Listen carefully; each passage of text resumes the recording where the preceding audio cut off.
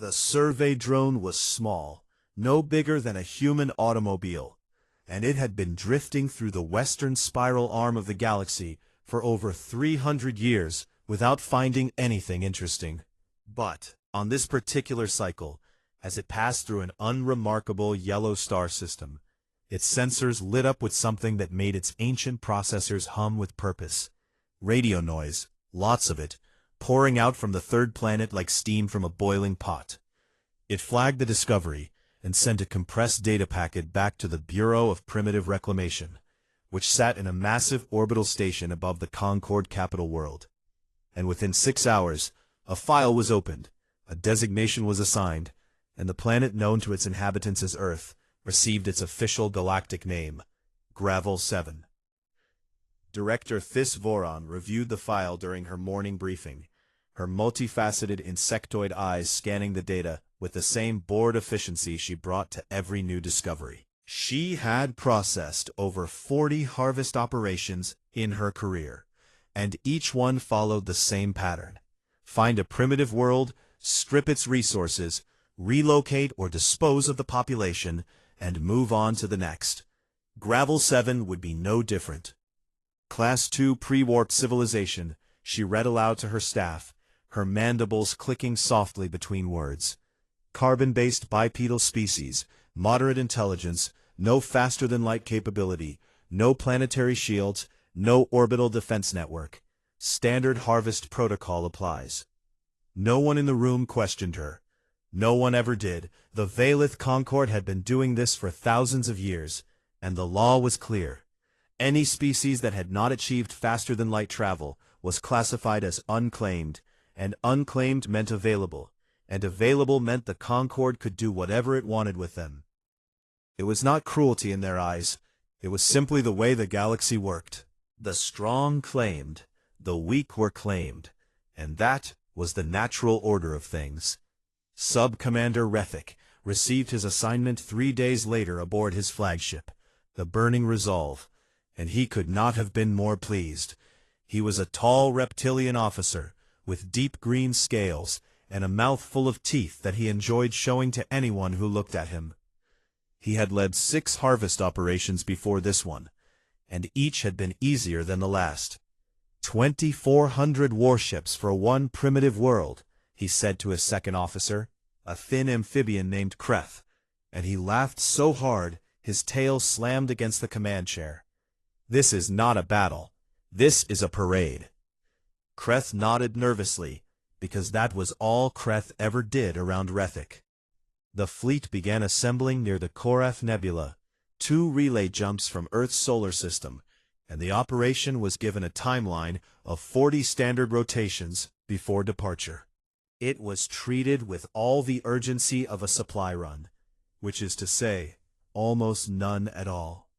Meanwhile, buried in the lowest level of the Bureau's orbital station, in a room barely large enough for a desk and a chair, a junior diplomatic analyst named Peya Sohn began her assignment. She was Tessari, a small mammalian species with soft brown fur, large dark eyes, and a nervous disposition that made her look permanently startled. The Tessari were not warriors or conquerors.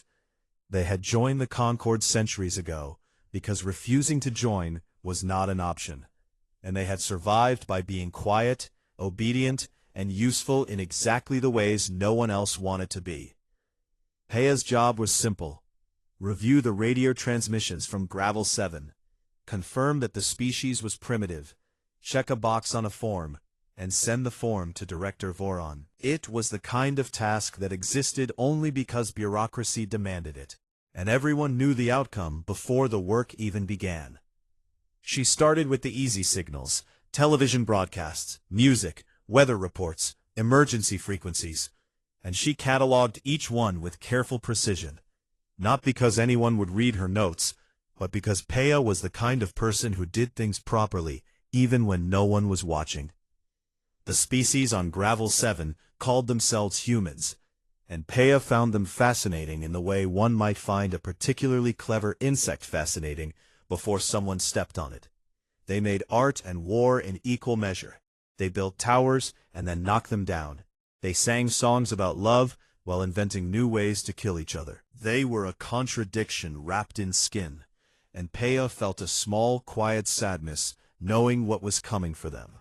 She worked through hundreds of transmissions over the next several days, filling her reports with data that no one would read, and she was nearly finished, nearly ready to check the box and send the form, when her equipment picked up something that made her stop. It was buried beneath the regular radio noise, hidden like a whisper under a scream. And at first, she thought it was interference or maybe a malfunction in her sensors.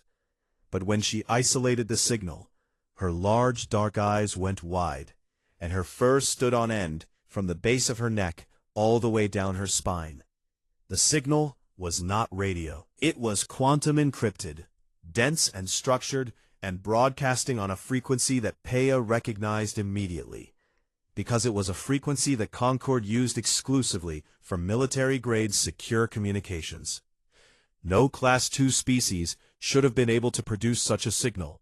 It was like finding a nuclear reactor inside a mud hut. It made no sense at all. Peia ran the analysis 3 times, then 4, then 5, and each time the result was the same. The signal was real. It was coming from the Gravel 7 system, and it was using encryption protocols that required technology far beyond anything the humans possessed. Her hands trembling, she compiled her findings into an urgent report and carried it personally to her supervisor, a bored mid-level bureaucrat named Holsk, who spent most of his working hours eating snacks and watching entertainment feeds. "There is an anomalous transmission from Gravel 7, Peia said, standing in front of his desk with her report clutched against her chest.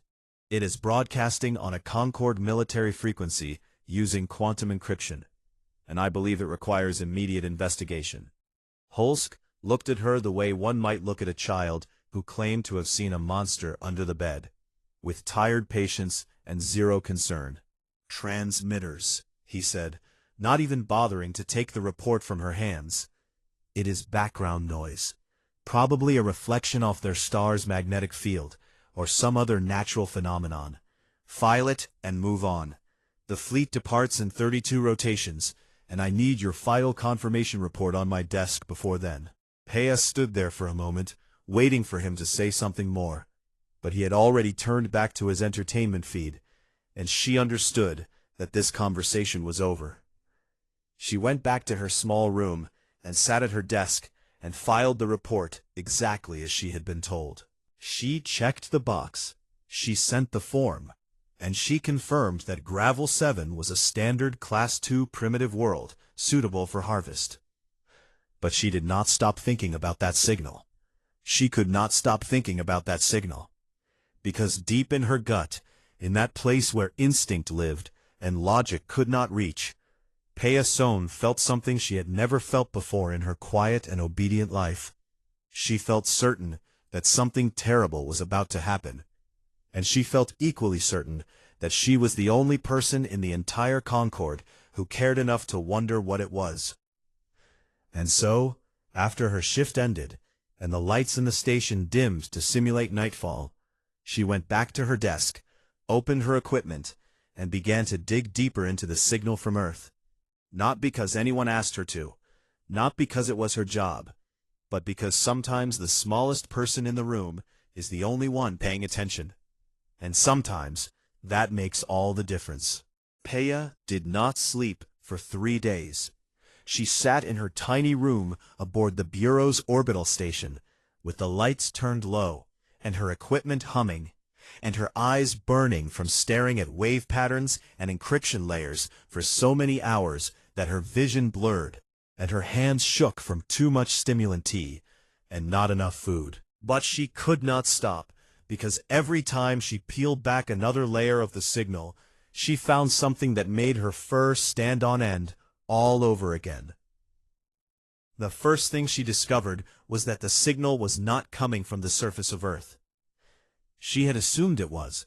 Every other transmission from the planet originated from surface-level sources, from broadcast towers and satellites and communication relays.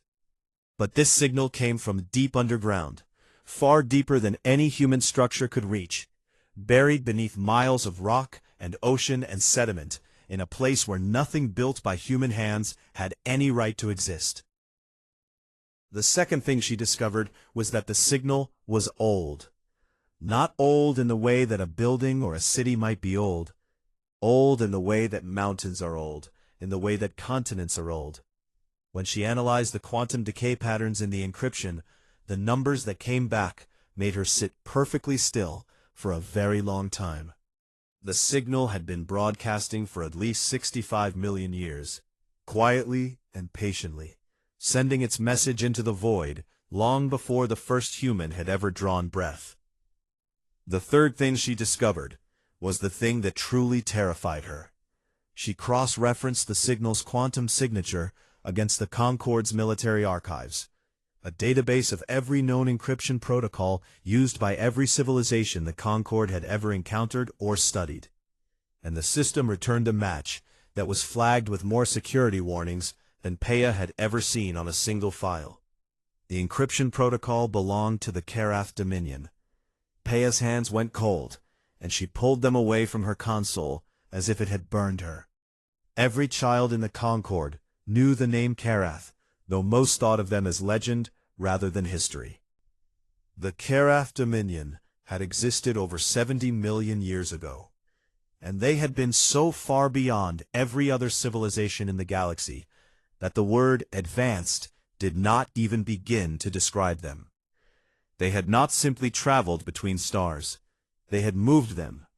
They had not simply fought wars. They had collapsed entire solar systems as a tactical maneuver. They had reshaped the galaxy itself the way a sculptor reshapes clay. And then, one day, they had simply vanished, leaving behind nothing but ruins so ancient they had turned to dust, and stories so old they had turned to myth. And now their encryption protocol was broadcasting from beneath the surface of a planet that the Concorde had marked for harvest. Peya spent another full day working on the message itself, stripping away layer after layer of encoding, with tools that were never designed to handle Karath-level technology. She had to improvise, to guess, to try methods that no training manual had ever taught her. And when she finally broke through the last layer, and the message assembled itself on her screen in clean, translated text, she read it once, and then sat back in her chair and stared at the ceiling and tried very hard not to be sick. The message said, "This world is a sealed garden. The seeds have been planted. The harvest belongs to the gardeners. Any who trespass will be composted." It was not a distress call. It was not a greeting. It was not an invitation. It was a warning, clear and cold and absolute. And it had been repeating for 65 million years, waiting for someone to hear it, waiting for someone to be foolish enough to come close. Peya understood immediately what it meant, and the understanding hit her like a physical blow. Humanity was not a random species that had evolved by accident on a random world. Humanity was a project, a deliberate creation, planted on Earth by the most powerful civilization the galaxy had ever known, left to grow and develop under the protection of whatever ancient machine was buried beneath the planet's surface. The humans were seeds, Earth was the garden, and the Karath were the gardeners.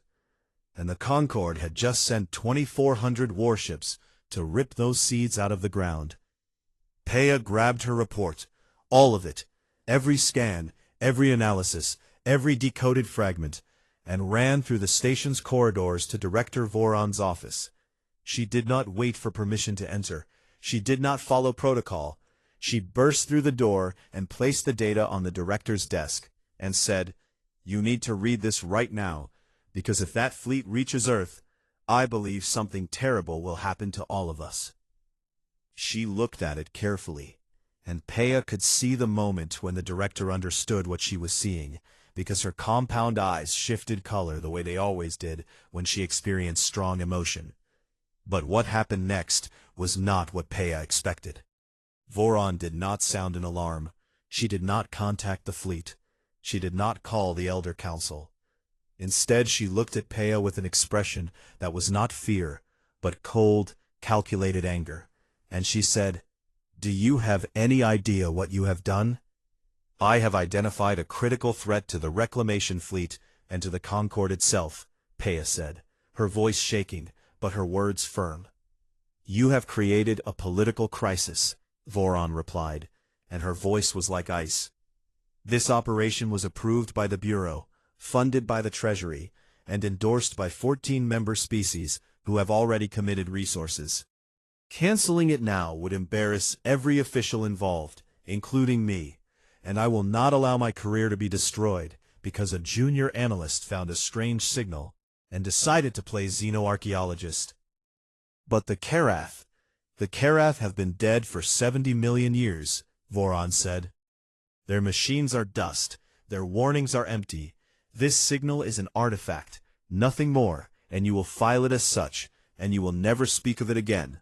Do you understand me?" Peia stood there, trembling, and she understood something in that moment that she had never understood before. That the Concorde was not run by wisdom or caution or concern for life. It was run by politics, by pride, by the desperate need of powerful people to never admit they were wrong. She tried one more time. She went above Voron to the Bureau's Oversight Committee.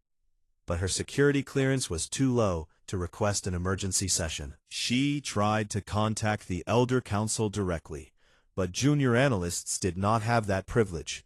She filed formal objections through every channel available to her, and every single one was rejected, or ignored, or buried in procedure. Subcommander Rethik, when he was informed of the signal anomaly, responded with a message that was only 4 words long: "Ghosts do not frighten me." Peia was officially reprimanded for insubordination, removed from the Gravel 7 analysis team, and reassigned to data sanitation, the bureaucratic equivalent of being told to sit in a corner and be quiet. She sat at her new desk in her new role, staring at meaningless data files, and she thought about 2,400 warships heading toward a planet that an extinct supercivilization had claimed as its own. She thought about the humans, the loud, strange, contradictory species that did not know what they were or what was buried beneath their feet. And she thought about the word composted, and what it might mean when used by a civilization that could collapse stars. And then Peia Sohn, the quietest and most obedient person she knew, did the most disobedient thing anyone in the Concorde had done in living memory. She took a fragment of the decoded Karath transmission, just enough to be understood, just enough to be terrifying, and she uploaded it to the Open Concorde Communication Net, the galaxy's public information network, accessible to every species, every world, every citizen. She did it from an anonymous terminal. She did it with shaking hands. She did it knowing that if she was caught, her career would be over and her freedom might follow. But she did it anyway, because some warnings are too important to stay buried, and some truths are too dangerous to leave in the hands of people who would rather not hear them. Within 1 hour, the fragment had been shared 10,000 times. Within 6 hours, it had reached every sector of Concorde space. Within 1 full day, it had been translated into 400 languages and analyzed by every major news network, university, and military intelligence agency in the known galaxy. The words hit the galaxy like a stone thrown into still water, and the ripples spread outward in every direction, at the speed of light and then faster, carried by relay stations and quantum links and the frantic voices of billions of beings who all read the same sentence at the same time and felt the same cold hand close around their hearts. This world is a sealed garden. The seeds have been planted. The harvest belongs to the gardeners.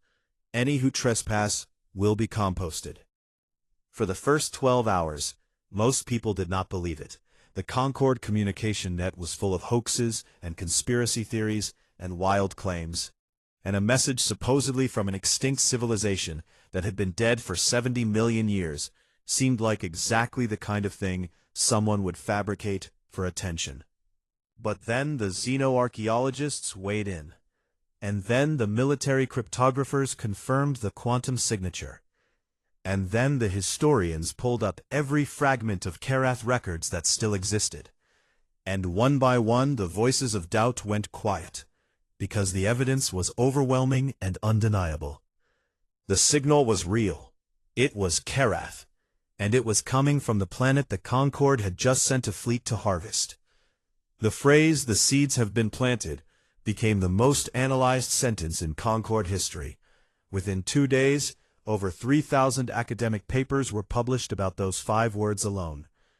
Xenobiologists argued about whether it meant the Karath had genetically engineered humanity or simply chosen them as a species with potential. Military strategists debated whether the garden was protected by automated defenses or whether the warning was a bluff from a dead civilization. Theologians across 100 worlds declared that the Karath message confirmed their own creation myths, each in a different and contradictory way. But beneath all the analysis and argument, 3 questions burned hotter than all the others, and no one had answers for any of them. The first question was this: if the Karath had left a defense system on Earth, what could it do? The Karath had been capable of collapsing stars and rearranging planetary orbits as weapons of war. Whatever they had buried beneath that little blue planet could be anything from a planetary shield to a device that could unmake an entire fleet at the molecular level. No one knew, and that was exactly what made it so terrifying. The second question was about the humans themselves. Did they know what they were? If humanity was truly a Karath creation, a species deliberately engineered and planted on Earth as part of some grand project, were they sleeping weapons, waiting to be activated? Or were they innocent and ignorant, living their short lives without any idea that something ancient and unimaginably powerful considered them precious enough to protect? The third question was the one that no military officer in the Concorde wanted to think about for too long.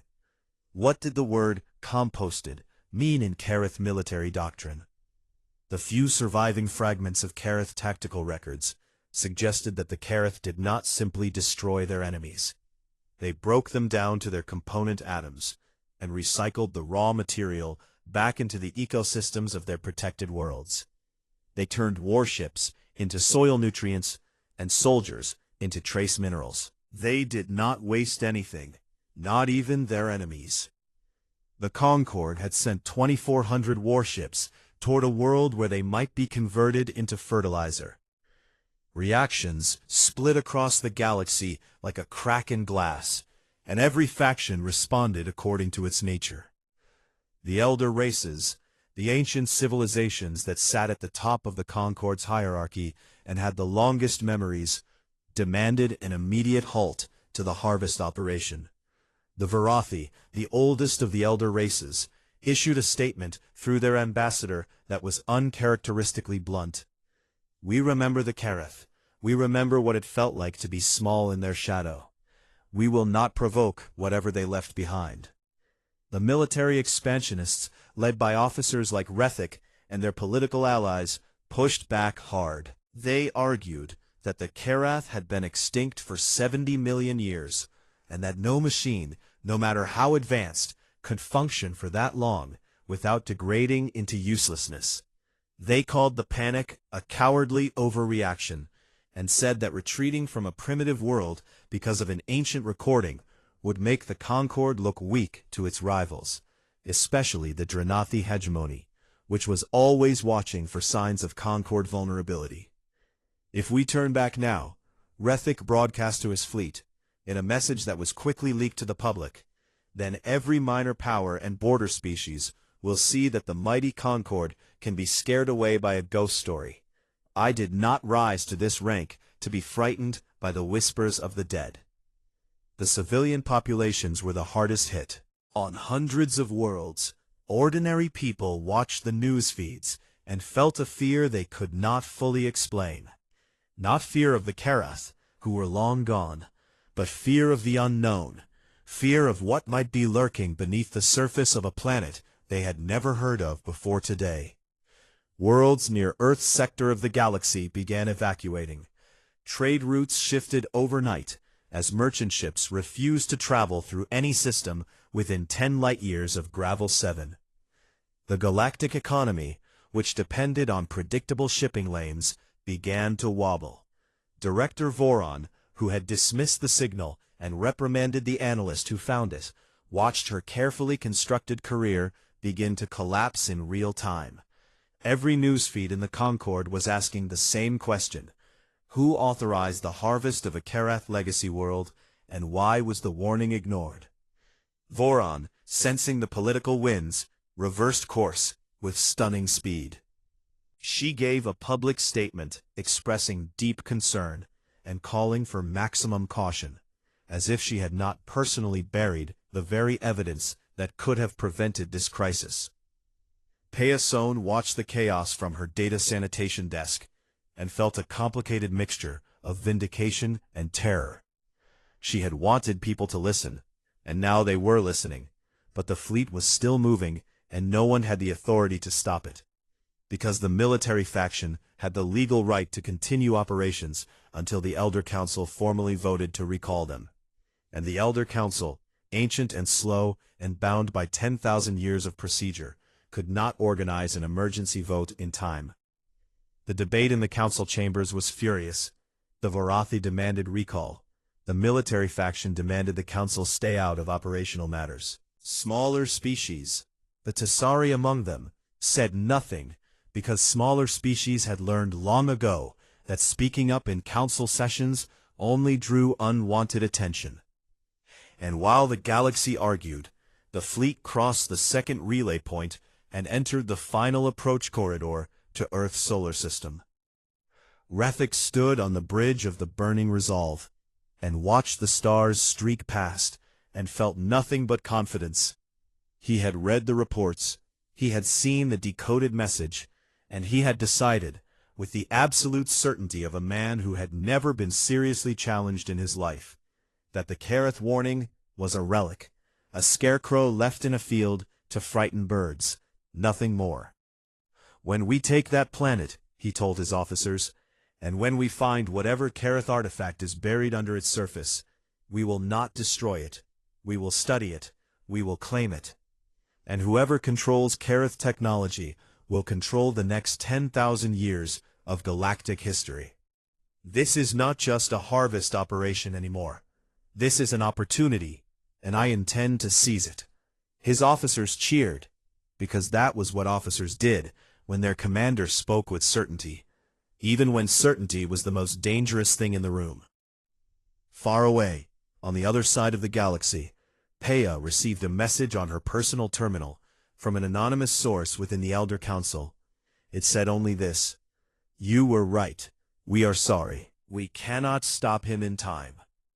She read it twice, and then deleted it, and then put her head in her hands. And on Earth, completely unaware that the galaxy was tearing itself apart over their existence, 7 billion humans went about their ordinary lives. They went to work and came home, and fed their children, and argued about politics, and watched entertainment, and fell asleep, and dreamed the kinds of dreams that only a species that does not know it is in danger can dream.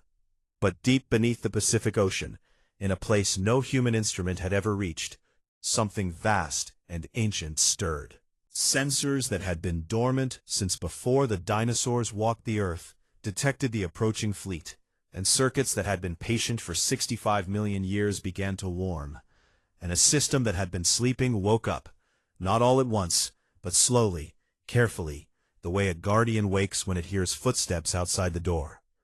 The garden had visitors coming, and the garden was getting ready. The reclamation fleet exited its final relay jump at the edge of Earth's solar system, and 2,400 warships arranged themselves into standard harvest formation, a vast hemisphere of metal and fire that curved around the approach vector like an open hand, preparing to close into a fist.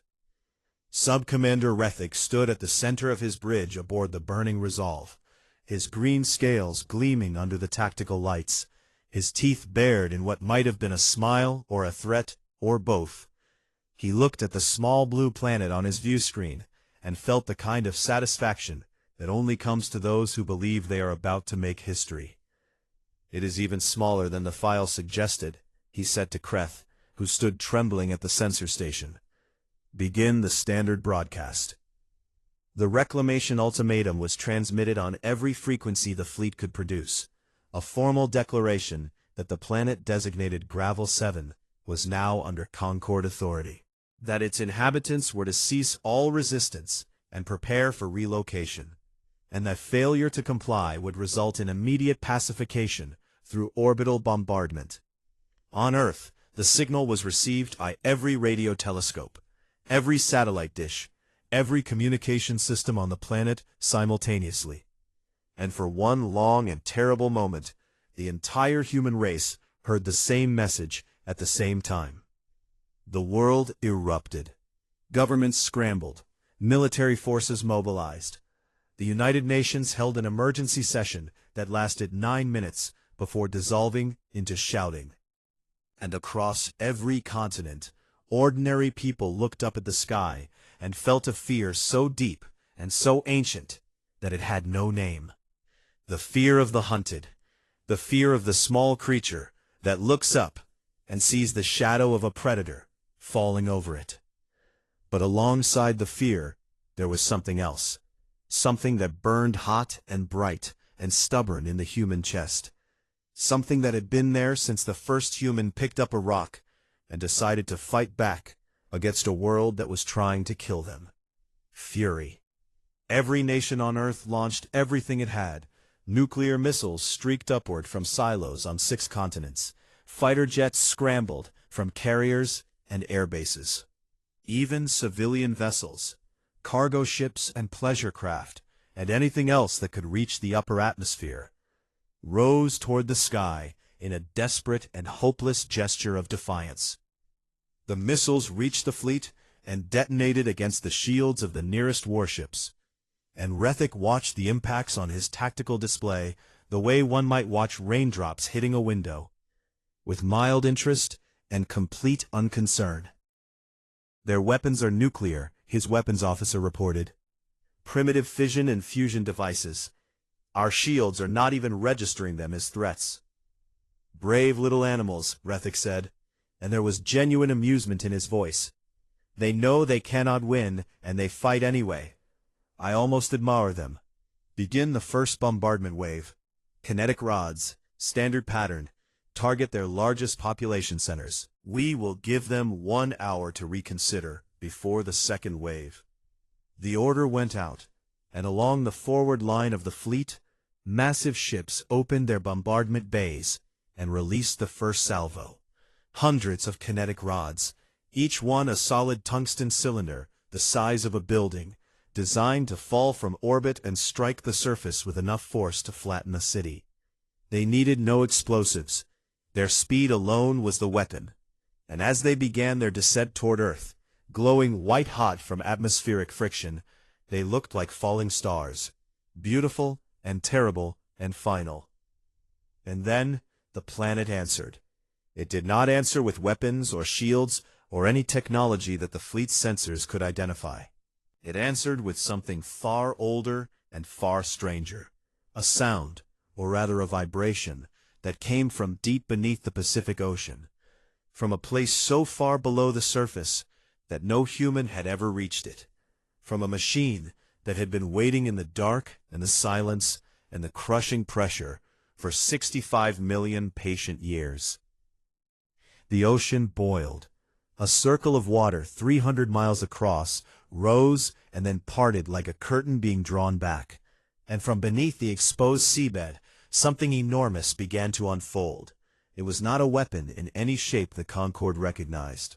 It was geometric and organic at the same time, all curves and angles that shifted as you looked at them, made of a material that was neither metal, nor stone, nor energy, but something else entirely. Something that belonged to a level of technology so far beyond the Concord that comparing them was like comparing a campfire to a star.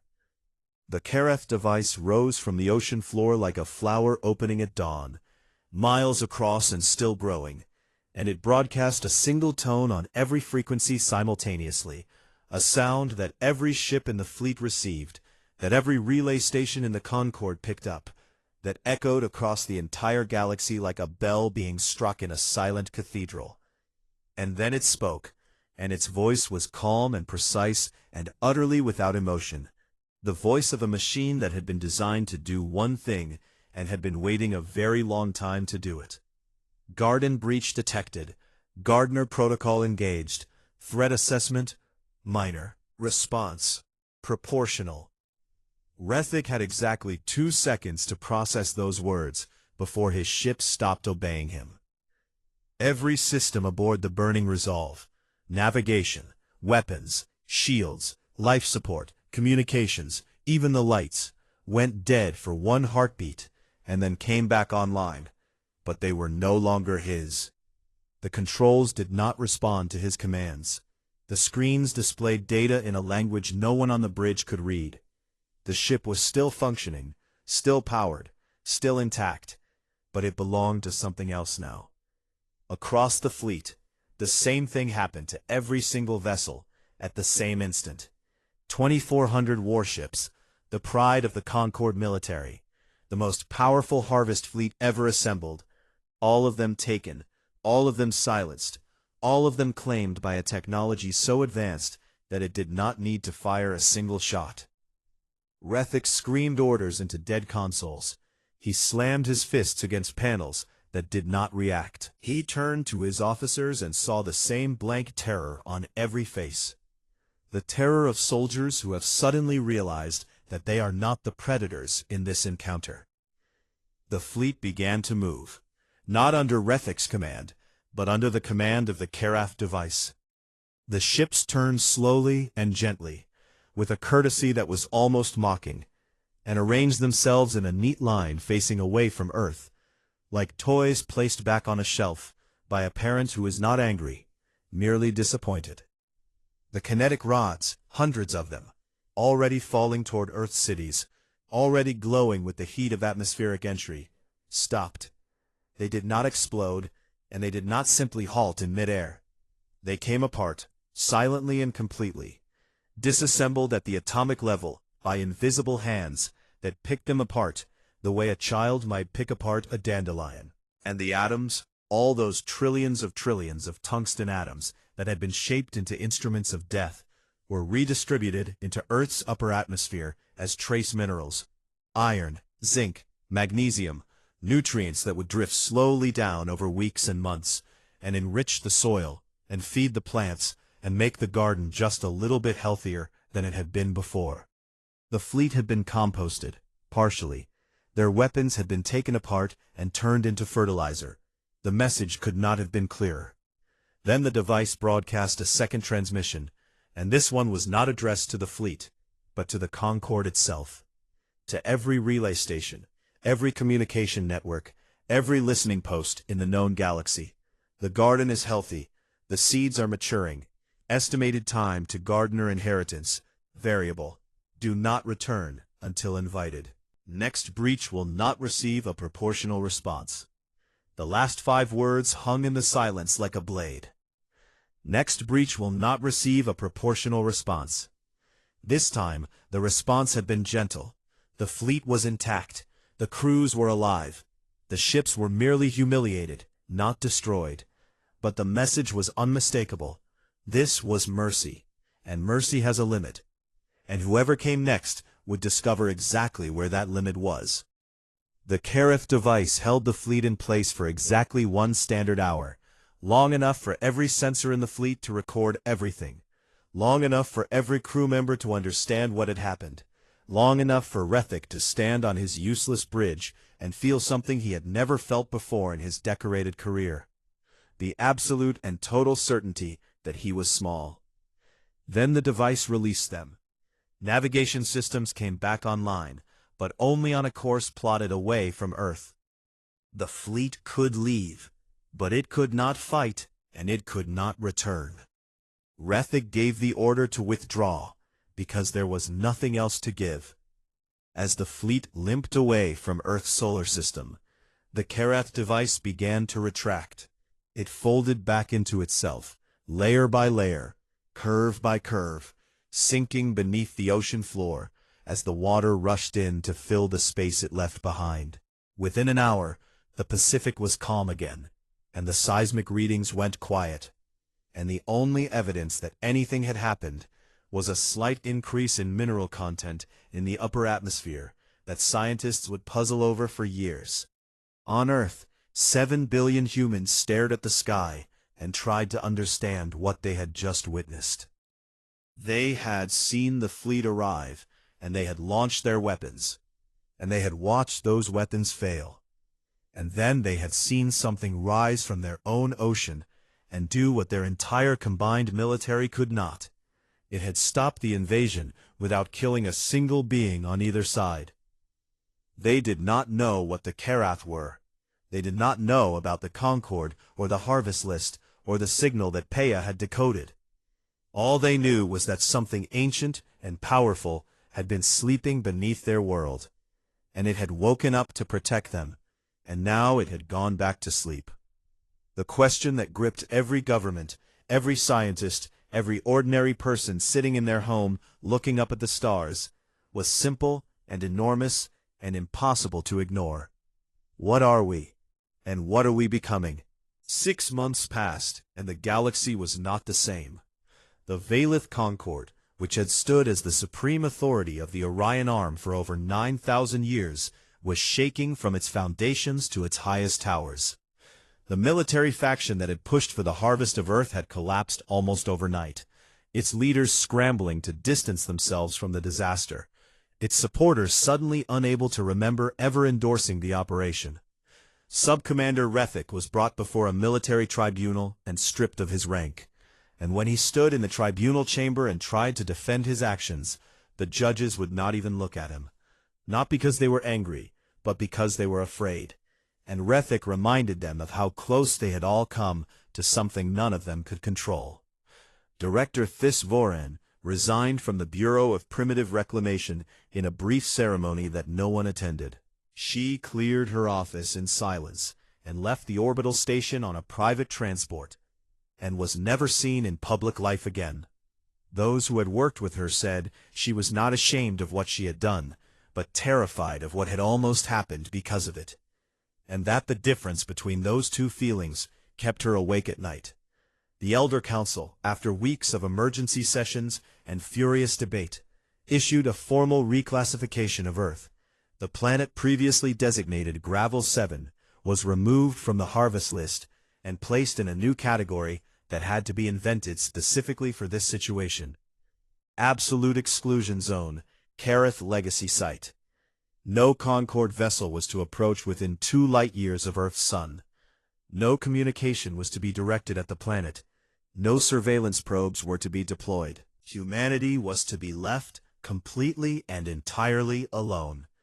It was the first time in Concord history that a pre-warped species had been granted sovereignty, and every member species understood that it had not been granted out of respect or goodwill or any noble principle.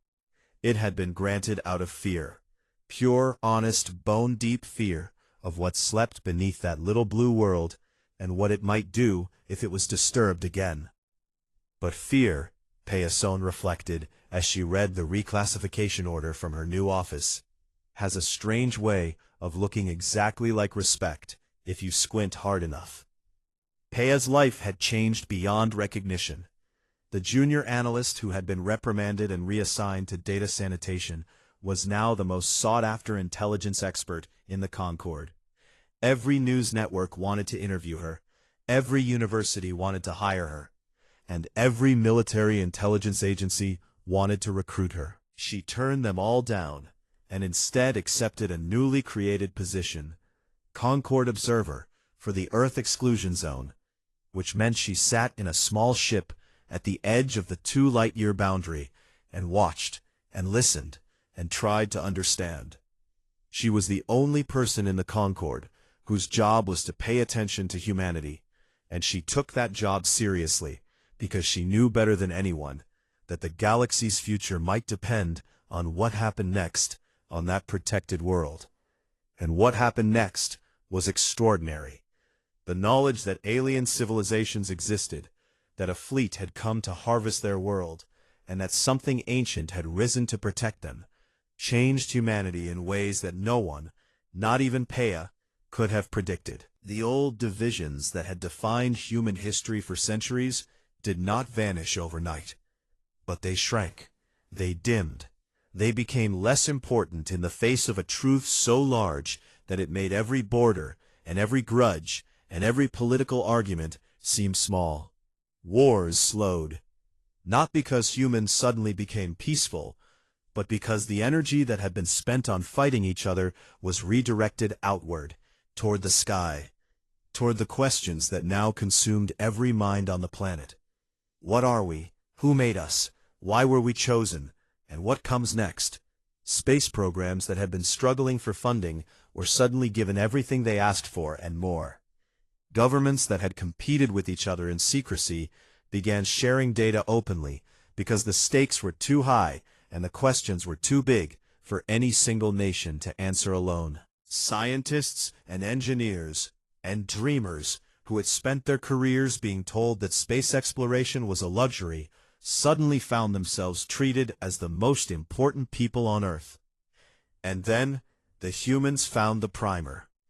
It was hidden in the data residue that the Kareth device had left in Earth's communication systems before it retracted.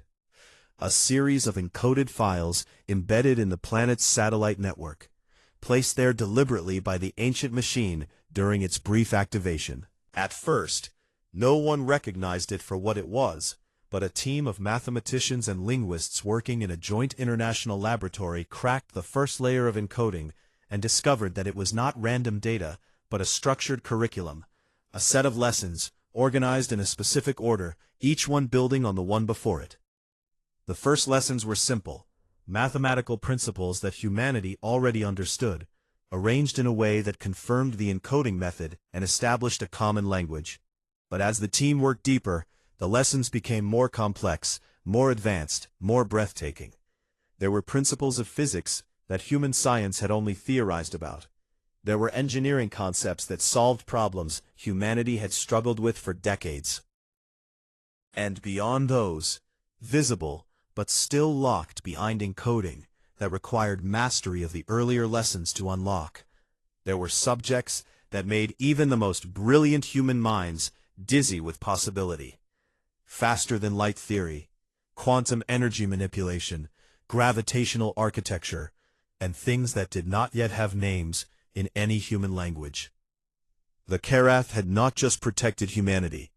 They had left them a roadmap, a step-by-step guide to becoming something greater, calibrated perfectly to humanity's current level of understanding, designed to be mastered at whatever pace the species could manage.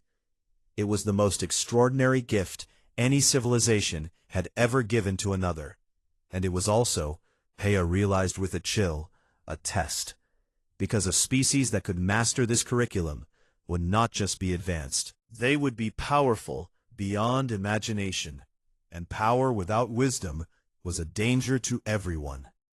Peya watched from her observation post as humanity tore into the primer with a ferocity that she had never witnessed in any species. They did not approach it cautiously the way the elder races would have. They did not form careful committees to study each lesson for decades before moving on. They competed with each other, they argued, they raced, they shared breakthroughs at the speed of their electronic networks, and then built on those breakthroughs before the original discoverers had even finished publishing their findings. It was chaotic and messy, and sometimes counterproductive, and it was also the fastest rate of technological advancement Peya had ever seen or heard of in the entire recorded history of the Concord. After 6 months of observation, she composed a report to the Elder Council, her most important report, the one she knew would be read by every leader in the Concord, the one that would shape how the galaxy related to humanity for generations to come. She wrote it carefully, choosing every word with precision, and when it was finished, she read it one final time before transmitting it. "They are not like us," the report began.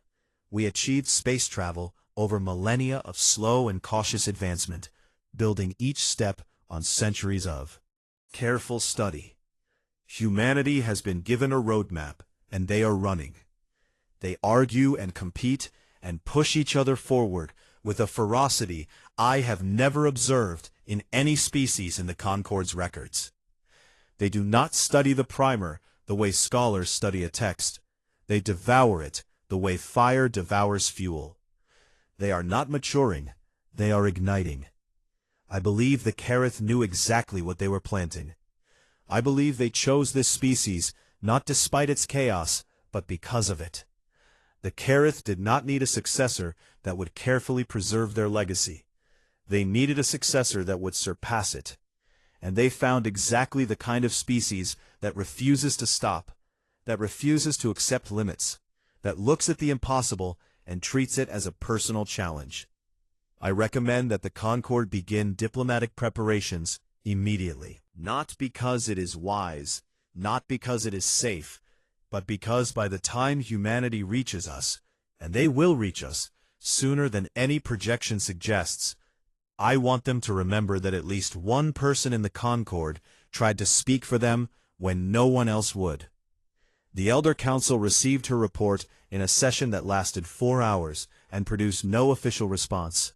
For the first time in 9,000 years, the oldest and most powerful civilizations in the galaxy sat in their ancient chamber and felt something they had not felt since the Careth walked the stars. Genuine uncertainty about the future, the deep and humbling knowledge that the galaxy was about to change and that they could not predict how. On Earth, the seasons turned and the work continued. Every day brought new discoveries, new arguments, new breakthroughs, new failures, and new attempts. The primer's lessons grew harder as humanity advanced. But the species that had learned to split the atom and walk on its own moon and map its own genetic code did not slow down. It sped up.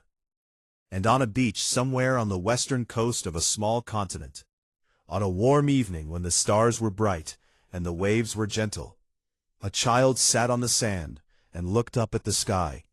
She was 7 years old, and she did not know about the Careth, or the Concord, or the primer, or the ancient machines sleeping beneath the ocean. She only knew what her mother had told her earlier that day when she asked why everyone was so excited about space. "Something out there is watching over us," her mother had said, smoothing the child's hair. "And one day, we are going to go out there and say thank you."